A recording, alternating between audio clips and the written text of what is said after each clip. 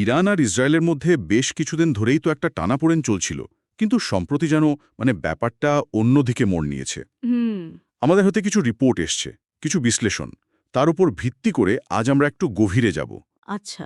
মূল প্রশ্নটা হলো, এই যে দশকের পর দশক ধরে একটা ছায়াযুদ্ধ চলছিল, সেটা হঠাৎ করে সরাসরি সামরিক সংঘাতে কিভাবে রূপ নিল? বিশেষ করে গত ২ বছরে কি এমন ঘটল? ঠিক। আমাদের চেষ্টা থাকবে এই উত্তেজনার পেছনের কারণগুলো আর ঘটনাগুলো সহজভাবে বোঝা। হ্যাঁ, আর এই আলোচনাটা জরুরি, কারণ এই দুটো দেশের সম্পর্ক তো শুধু তাদের নিজেদের ব্যাপার না। একদমই না। পুরো মধ্যপ্রাচ্যের স্থিতিশীলতার উপরই এর একটা গভীর প্রভাব আছে। আর সাম্প্রতিক ঘটনাগুলো, ধরুন এপ্রিল ২০২৪-এর পর থেকে যা ঘটছে তা বেশ উদ্বেগজনক। একটা নতুন পরিস্থিতি তৈরি হয়েছে মনে হচ্ছে। যা আগে দেখা যায়নি। ঠিক।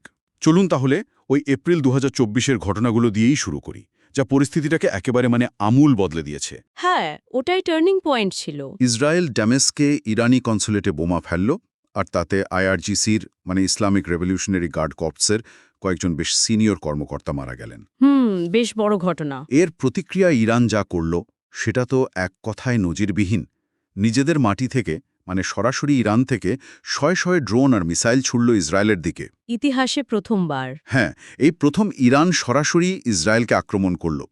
এরপর অবশ্য ইসরায়েলও একটা পাল্টা হামলা চালালো, সীমিত হলেও বেশ তাৎপর্যপূর্ণ। ইরানের ইস্পাহানের কাছে একটা সামরিক ঘাঁটিতে। ঠিক। এখানেই তো ব্যাপারটা অন্যরকম হয়ে গেল, তাই না? দশকের পর দশক ধরে যে একটা অলিখিত নিয়ম ছিল, সেটা যেন ভেঙে গেল। হ্যাঁ, এখানেই লক্ষ্য করার মতো বিষয়টা হলো, এটা শুধু একটা সামরিক আদান-প্রদান না। আচ্ছা। এটা একটা বড় নীতিগত বদল।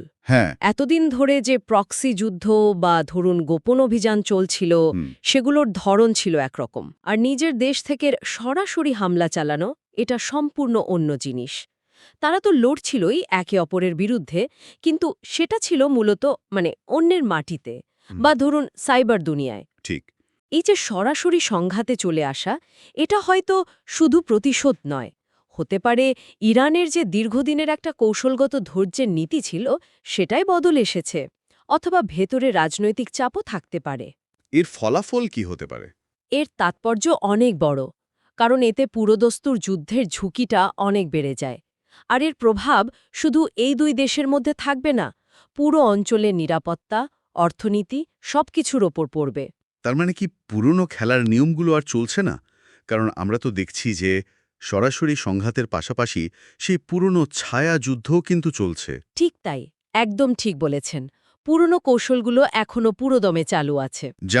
যেমন ধরুন লেবাননে হিজবুল্লাহ। তারা ইরানের দীর্ঘদিনের মিত্র, খুব শক্তিশালী একটা প্রক্সি। সিরিয়া আর ইরাকে ইরান সমর্থিত যে মিলিশিয়া গোষ্ঠীগুলো আছে, বা ইয়েমেনের হুথিরা, এরা সবাই কিন্তু সক্রিয়। আর ইসরায়েলও তো বসে নেই। না, বিলকুল না। ইসরায়েলও সিরিয়ার ভেতরে নিয়মিত হামলা চালাচ্ছে।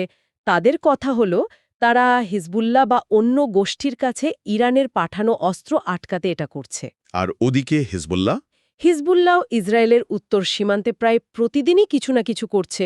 রকেট ছুটছে, ড্রোন পাঠাচ্ছে, অ্যান্টি ট্যাঙ্ক মিসাইল হামলা করছে। পরিস্থিতিটা বেশ জটিল হয়ে আছে ওখানেও। আর এর সাথে অদৃশ্য যুদ্ধ, সাইবার হামলা বা গোপন অভিযান, সেগুলোও কি চলছে? অবশ্যই। সাইবার যুদ্ধ তো মনে হয় আগের চেয়েও বেড়েছে। ইরান সম্পর্কিত হ্যাকাররা ইসরায়েলের যে গুরুত্বপূর্ণ পরিকাঠামো আছে, ধরুন জল সরবরাহ ব্যবস্থা বা সরকারি ওয়েবসাইট, সেগুলোতে হামলা চালাচ্ছে।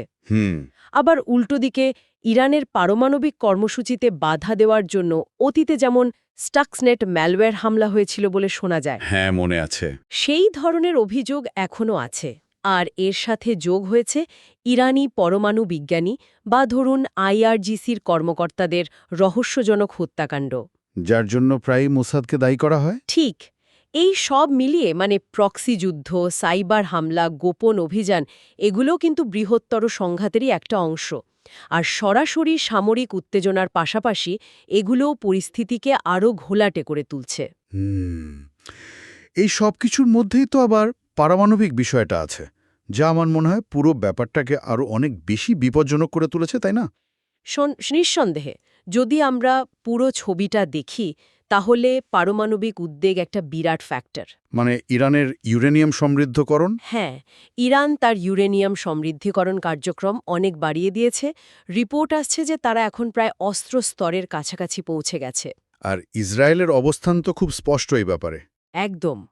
ইসরায়েল সবসময়ই বলে আসছে যে তারা কোনোভাবেই ইরানকে পারমাণবিক অস্ত্র বানাতে দেবে না। তারা এটাও বলেছে যে কূটনীতি যদি কাজ না করে, প্রয়োজনে তারা সামরিক ব্যবস্থা নিতেও পারে। উফ। এই পারমাণবিক মাত্রাটা পুরো সংঘাতে একটা অন্য স্তরের ঝুঁকি যোগ করেছে, যা আগে হয়তো এতটা প্রকট ছিল না। আন্তর্জাতিক সম্প্রদায় কি করছে? তাদের প্রতিক্রিয়া কেমন? আন্তর্জাতিক প্রতিক্রিয়া বেশ মিশ্র, কিছুটা অসহায়ও মনে হচ্ছে। মানে আমেরিকা, ইউরোপীয় ইউনিয়ন এরা সবাই দুপক্ষকেই সংযম দেখানোর কথা বলছে, বৃহত্তর যুদ্ধ এড়াতে চাইছে, কিন্তু তাদের প্রভাব কতটা সেটাই প্রশ্ন। আর উপসাগরীয় দেশগুলো, সৌদি আরব, ইউএই? তারা বেশ উদ্বেগে আছে। তারা স্বাভাবিকভাবেই ইরানের প্রভাবের বিরোধী, কিন্তু একটা বড় যুদ্ধ লেগে গেলে তো তাদের নিজেদের অর্থনীতি আর নিরাপত্তার ওপর ভয়ঙ্কর প্রভাব পড়বে। তাই তারাও উত্তেজনা কমানোর পক্ষে। জাতিসংঘ? জাতিসংঘ যথারীতি নিন্দা জানাচ্ছে, আলোচনার ডাক দিচ্ছে, কিন্তু বাস্তবে উত্তেজনা কমাতে পারছে বলে মনে হয় না। তাহলে মোদ্দা কথা কি দাঁড়ালো? পরিস্থিতিটা সাংঘাতিক জটিল। একদিকে সরাসরি সংঘাত, অন্যদিকে ছায়াযুদ্ধ, তার উপর পারমাণবিক উদ্বেগ, আবার বিভিন্ন আন্তর্জাতিক শক্তির স্বার্থ, সব মিলেমিশে একটা বিস্ফোরক অবস্থা। ঠিক। এপ্রিল ২০২৪-এর ঘটনাগুলো এটা স্পষ্ট করে দিয়েছে যে ইরান-ইসরায়েল সংঘাত একটা নূতন, সরাসরি এবং অনেক বেশি বিপজ্জনক দিকে মোড় নিয়েছে। পুরনো খেলা চলছে ঠিকই, কিন্তু নূতন চালের সম্ভাবনাও তৈরি হয়েছে। একদম। আর এটাই আমাদের আলোচনার শেষে একটা গভীর প্রশ্ন তুলে ধরে। বলুন। এই যে সরাসরি সংঘাতের একটা নতুন বাস্তবতা তৈরি হলো, যেখানে দুটো দেশ প্রথমবার সরাসরি একে অপরের ভূখণ্ডে আঘাত হানল, আর এর সাথে ইরানের পারমাণবিক কর্মসূচির এই অগ্রগতি, এই সব কিছু মিলিয়ে ভবিষ্যতে এই সংঘাতের মাত্রা কোথায় গিয়ে দাঁড়াতে পারে? এমন কোনো সীমারেখা কি তারা পেরিয়ে যেতে পারে, যা হয়তো আমরা কিছুদিন আগেও ভাবতে পারতাম না? এটা সত্যিই ভাবনার বিষয়। এটাই হয়তো আগামী দিনের ঘটনা প্রবাহ ঠিক করে দেবে। আমাদের সবাইকে খুব গভীর পর্যবেক্ষণে রাখতে হবে বিষয়টা।